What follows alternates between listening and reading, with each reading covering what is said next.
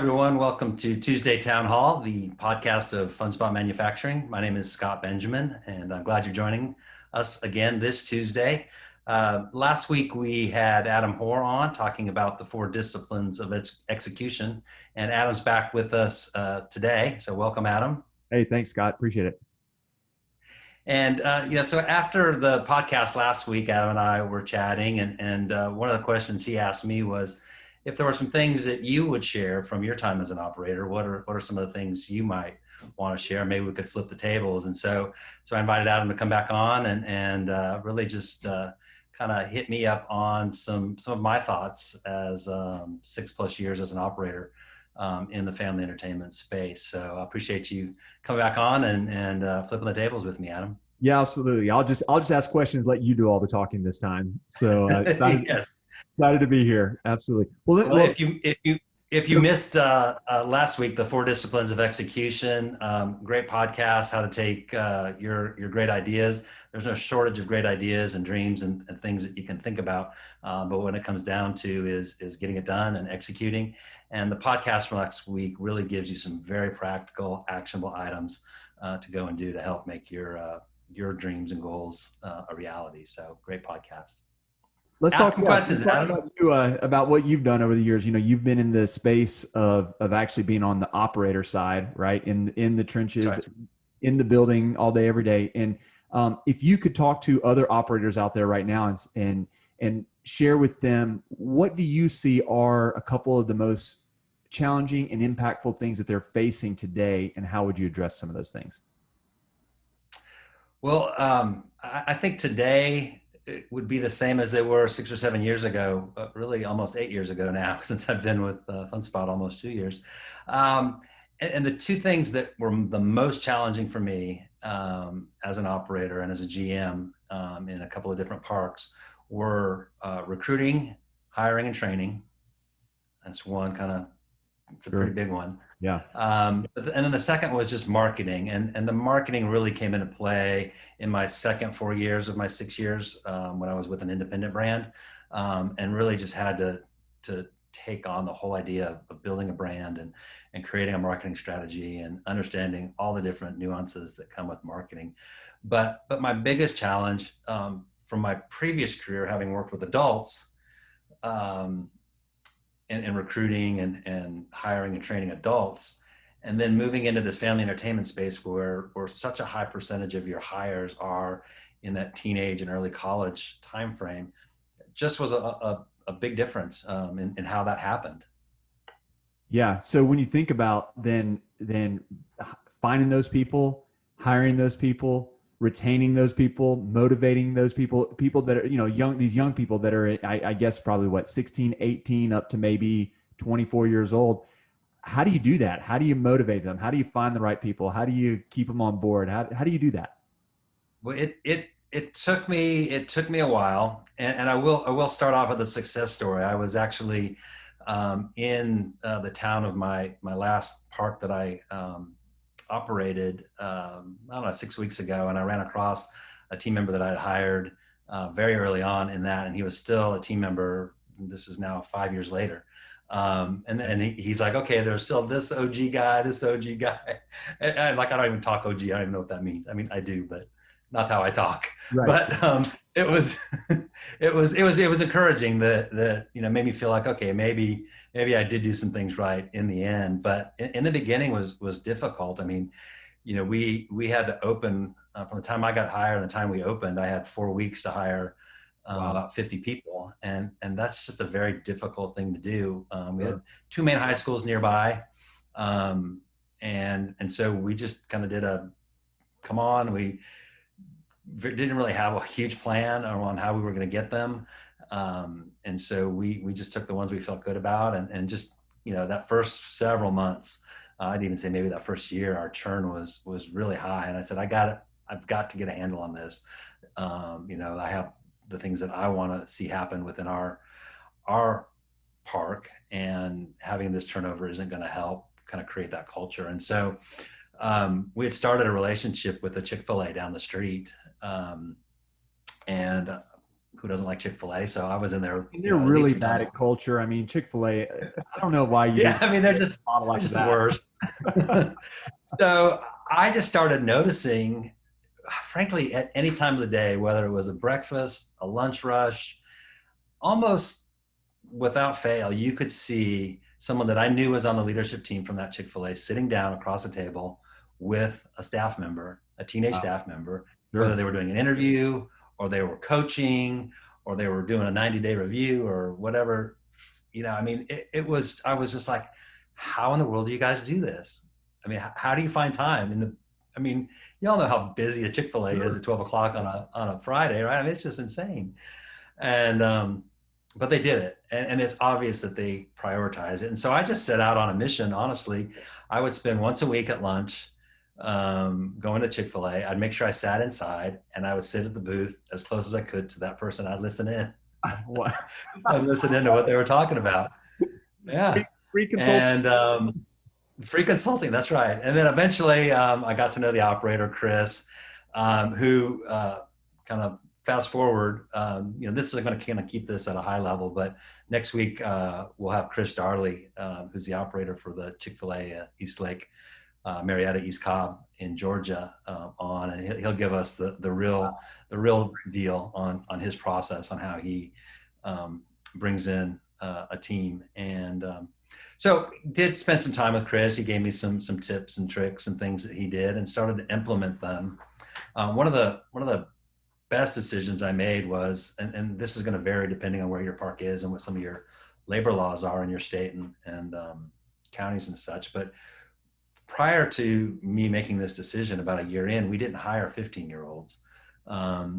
And just felt like you needed to be 16 to be there. And in some places, you do need to be 16 or 18 even to operate certain equipment and different things. But as far as a cashier, party host, even, you're not around the equipment. We were able to do that. And so a couple of my best hires were 15-year-olds. And what I think I found out about 15-year-olds, as opposed to even 16-year-olds, is one, they can't drive. Okay. So there's got to be a commitment on the fact of their parents to get them to work on Sure. time and to pick Sure. them up. Yep. So it's really difficult for a 15-year-old to get a better option because their parent knows what their schedule is. Right. And they're going to be there. And so they've got 6 to 12 months of showing up on time Sure. and doing their work. And so that creates habits in their life. And so by the time they can drive, they understand how important they are to our organization.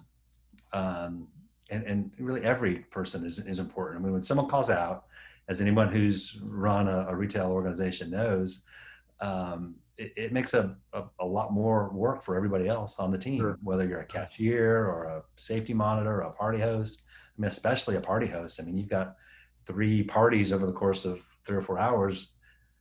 You got to pull somebody in, Sure. or, you know, you as a manager have to do it yourself. So I started interviewing and really looking at 15-year-olds to come in, and you know, 2 of my most successful team members did start with me at the age of 15. Wow. Were key holders before they were 18. Right. They had a key to the building, they had the alarm code, and they had the safe code, and they could cash in drawers and cash out drawers. And I mean, I would have trusted them, you know, and I did trust them with the park, Right. before they turned 18. The park. Yeah. So, Yeah, you wonder how many times, I mean, you think about a 15-year-old, they have to be already pretty motivated to go and seek out employment, knowing that they're going to have to rely on mom and dad for transportation. And maybe mom and dad are pushing them, but I would think that many of those are already pretty well motivated. And if you get an entire year to help mold them into the leader and the employee that you're looking for them to be, I can see a lot of benefit from that. So that's great. Yeah. And you, when you look at, you stick with Chick-fil-A, when you look at them, I mean, they do very similar. They look for people that they can go through. And when I went back to External, the park I was at, and saw the young man that I saw, I mean, he started probably at 16 or 17, but he went through his high school and, you know, is now in college and in his 2nd or 3rd year of college. Sure. And so if you can get someone at 15, you have a 4 to maybe even 8 year time frame that you've got someone that's solidly in your core. They know you, they know your culture, they know the culture of the business, what you're trying to accomplish. And there's just so much to be said for that. Sure. And whether they stay, I always told my team, whether you stay for 6 months, a year, or come into management and leadership with an organization, I want you to learn something that you can take with you into the rest of your career, and think back fondly on these days. And so we didn't hire a lot of 15-year-olds, but we did hire some, and they turned out, there's not a one of the 15-year-olds that we hired that we churned quickly. They stayed longer and had more tenure than the others. And I saw an article on LinkedIn this past week where, because there's just not a lot of jobs in places. This 15-year-old, I think this might have been over in the UK. Yeah, he just went to a business owner and said, "Hey, can I just come and volunteer for 4 hours a day?" Wow. And so who do you think that guy hires when he's ready to hire? Right. Just because it showed motivation, like you Sure. said. Absolutely. And so better than playing video games on the couch, and he was motivated. So it says a lot. So that big learning for me was looking at the 15-year-olds. Second was, and my daughter works for Chick-fil-A, has for almost 3 years now, and is a post-college age. I think she went through 5 interviews. Wow. And everybody goes through multiple stage interviews. Who all are they being interviewed by? Who are they sitting down with? So they're sitting down with team leads, okay, shift managers, and then the very last one is with the operator. Okay. So by the time they get to the operator or owner, of the Chick-fil-A, and this is, I don't know, this is across the board, but I would imagine they probably have a pretty similar hiring strategy. You've had at least 3 interviews. Sure. And these aren't, 4-hour interviews or even hour interviews. They might be 15 to 30 minute, because you're talking to 15, 16-year-old, there's just not a lot to talk about necessarily. There are some 15-year-olds that like to talk, but by the time they get to the operator, there's been 3 people that have had the chance to spend time with this person. And they really feel like, you get 3 people with 3 different personalities interviewing one person, they're going to have a take on that person, whether it's a thumbs up, a thumb sideways, or a, no, it's not right now. And that's an investment. And I think my biggest learning is that recruiting and hiring, training is an investment, and you've got to be willing to make that investment. It's time and it's money. But the dividends you pay that are paid in the longevity and the lack of churn that come on the other side of doing that right, your culture, the training, your guest satisfaction, your profitability all rise, and I'd say almost fall on that beginning of who you bring into your team, on the recruiting and training. And so even though hiring, teenagers and college students was different, because, adults had, the adults I was hiring in my previous career, they had jobs. So it wasn't their first job. Sure. They understood the work environment and coming to work on time. And, there weren't as many expectations you had to kind of set in that. But once I kind of learned the language and learned the flow and really began to implement a multi-stage interview, it wasn't just my gut or one of my manager's guts. It was a team effort to understand who this young man or young woman was and what they could bring to our team. The other thing you found out is how committed they were to coming to be on your team. So, if they're going to come back 3 times over the course of 7 to 14 days, right? I mean, that's a lot. Sure. No, that's a great point. It's easy to show up once to a meeting and be like, yeah, sure, I'll try it. But to ask someone to show up 3 times on time, have that conversation 2 or 3 different times, that is a commitment, and it shows you whether that's something they're really interested in or not. I love that. So we were able to really, I think, turn the tide of the churn after year 1, and began to see the students stick, and that really helped. Like I said, it helped every aspect of our business. The call outs go down. All that is just better. And then, just looking at how we compensated our team. I never really got into that, compensation with the Chick-fil-A operator, but but I really wanted to, once they got past that 90-day mark, it felt like we chose them at that point. We're asking them to be on our team. It's a privilege and all that, but we wanted to reward that. And so we added some increases in hourly rate at the Sure. 90-day range Sure. for those that made it 90 days. And then we incentivized people to bring people on that they felt would be a good culture fit Right. for our organization. So and if they so if they brought somebody and that person ended up being a fit, then the person who referred them would also get some kind of bonus. Yeah, they get a stiff, $50, $100, something like that. And so there's two sides to that sword. That sword cuts both ways. And one of the interesting things was, depending on where your park is and the pool you have to draw from, having a lot of people in from one pool can create some concerns and issues that you really have to mitigate against around clicks and things like that. And so you've really, it can be challenging to have a friend group. And so I like to share the wealth. I would try and recruit from the high schools that were a little farther away, right. As well as the one that was the closest one to us. Obviously, it's easiest to get the closest one, but I would reach out to the counselors and guidance counselors of these other schools and try and find students that were interested in coming to work.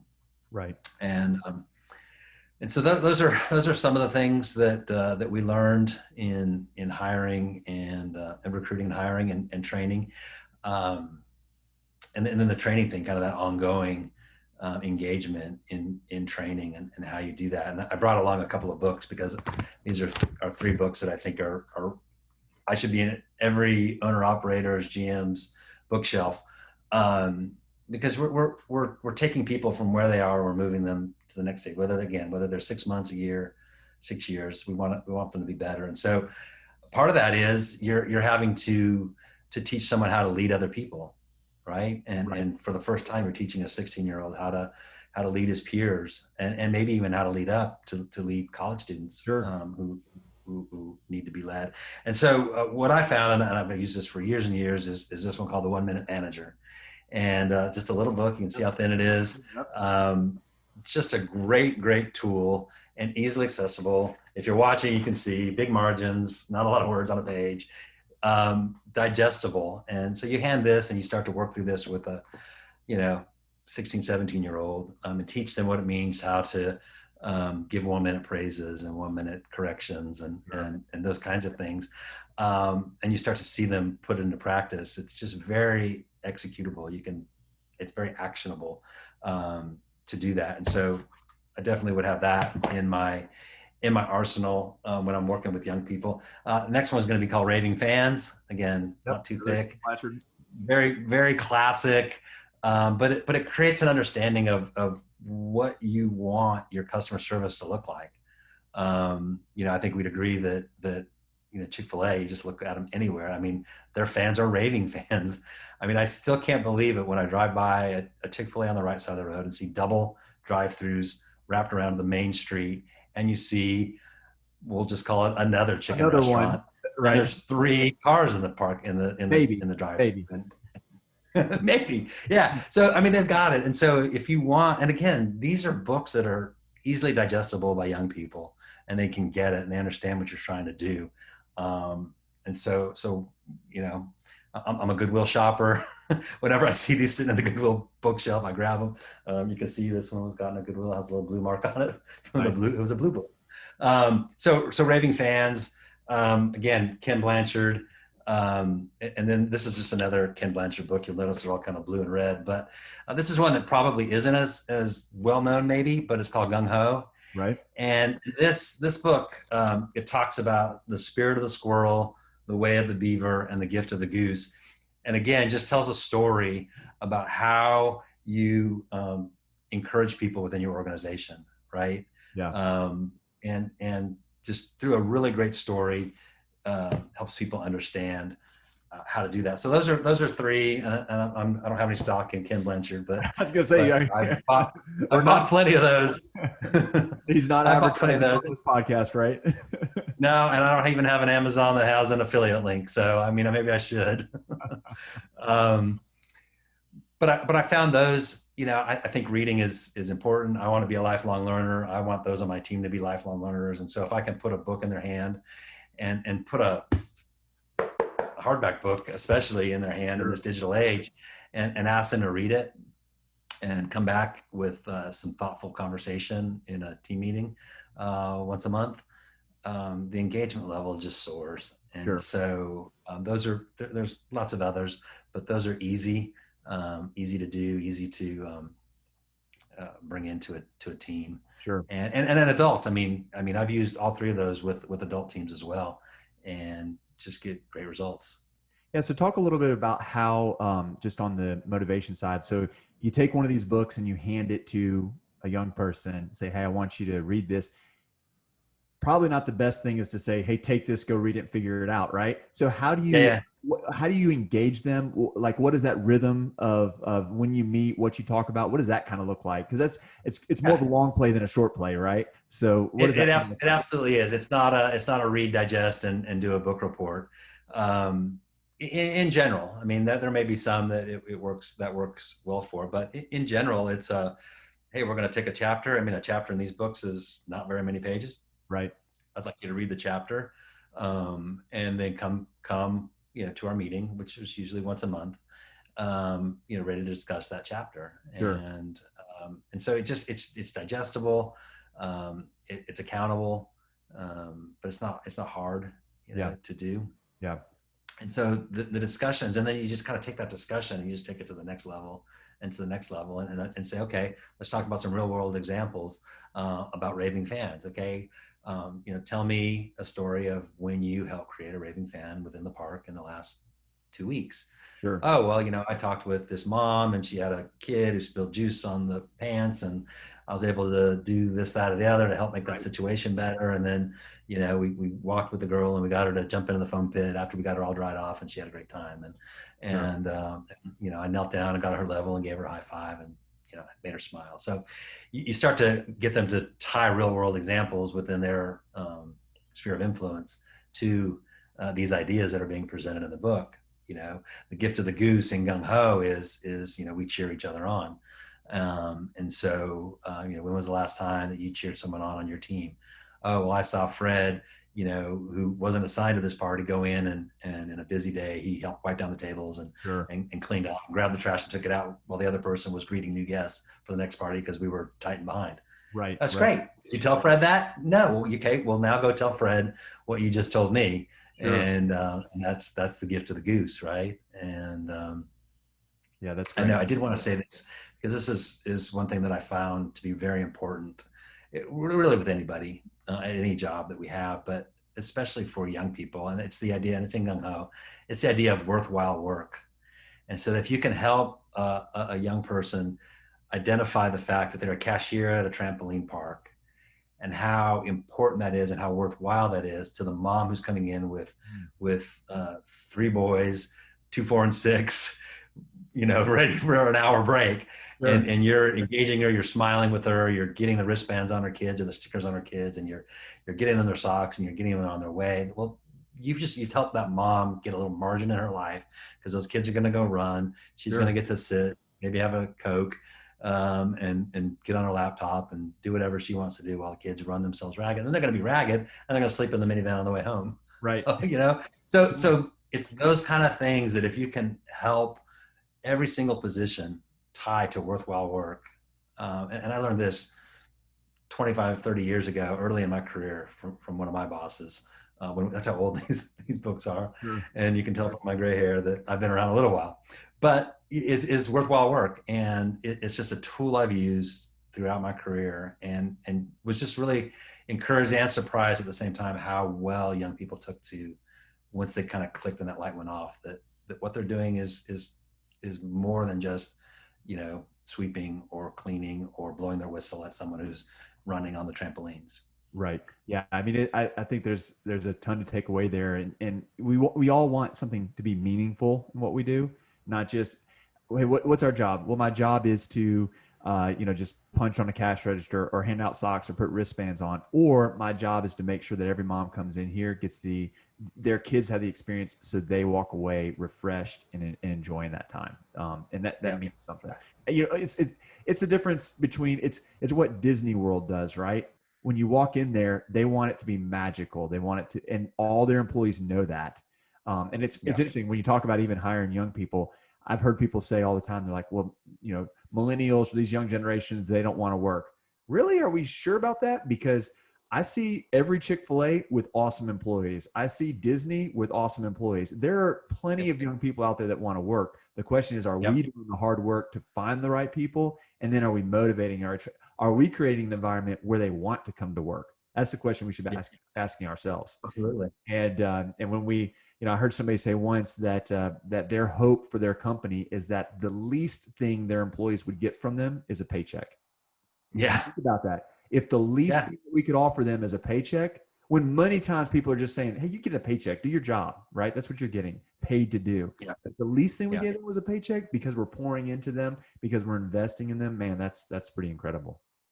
Yeah. I follow a company right now on LinkedIn that's just killing it, and you know they're being called basically a leadership development organization disguised as a XYZ, what their company does. You know, I Right. mean, so you know, and you can tell that based on their LinkedIn posts. I mean, they're developing people. Sure. You know, they have a product and a service that they're doing that is generating a lot of income, but it comes from people who are being developed, Yeah. and that's an investment. Again, it goes back to that's an investment of time and it's an investment of money and resources, and you've got to make that investment up front, and it pays great dividends. Yeah, I remember reading a story about Zappos. You know, they're the shoe company that you can order shoes online. That this was a number of years ago. I read their book, but that someone in their organization wrote. But they said that after they invest in training, so they take someone, they bring them on board. They've gone through all the hiring process. They brought them on board. They train them for 2 weeks, and then after that, they offer every person that's gone through training $2,000 or $3,000. They offer a lump sum of money to leave the job, to walk away right now. After now that we've trained you, you can walk Mm-hmm. away and we'll pay you to leave if you want to. Imagine if we put ourselves in that shoes, and how many of those, most of those employees end up staying because they see the value of what that organization is and they're excited Yeah. about being there. But are we being that Yeah. intentional to where when we hire people that we train them for 2 weeks and then say, okay, you got an option. You can stay here and work with us at X, Y, and Z jump park, or I'll give you $2,000 to leave right now. And that's kind of a blow to the face a little bit, right? To saying, are we really Yeah. investing in our people enough to where they would want to stay Yeah. if we gave them an out?